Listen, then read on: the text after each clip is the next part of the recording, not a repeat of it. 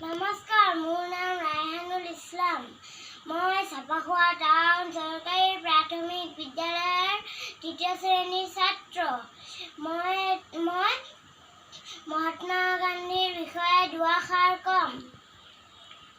জাতিৰ পিতা মহাত্মা গান্ধীৰ ১৮৬৯ চনৰ ২ অক্টোবৰ তাৰিখে গুজৰাটৰ পোৰবন্দৰ নামৰ ঠাইত জন্ম হৈছিল। তেওঁৰ সম্পূৰ্ণ নাম আছিল মোহনদাস কৰমচান্দ গান্ধী। তেওঁৰ পিতৃৰ নাম আছিল কৰমচান্দ গান্ধী আৰু মাতৃৰ নাম আছিল পুতলীবাই। তেওঁ 13 বছৰ বয়সতে কস্তুৰবা গান্ধীক বিয়া কৰায়। গান্ধীজীয়ে প্ৰাথমিক আৰু হাইস্কুলীয়া শিক্ষা পোৰবন্দৰতে গ্ৰহণ কৰিছিল।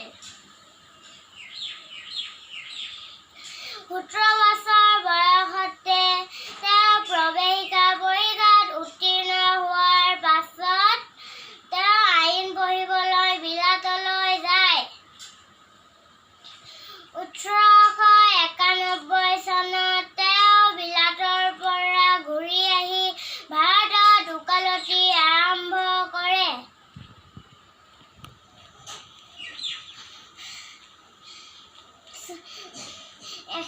স্বাধীনতা আন্দোলনৰ গুৰি ধৰোঁতা আছিল।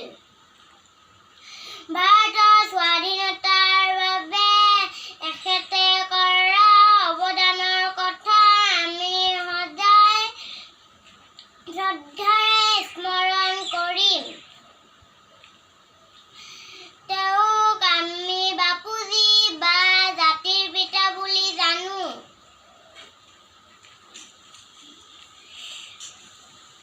কবিগুৰু ৰবীন্দ্ৰনাথ ঠাকুৰ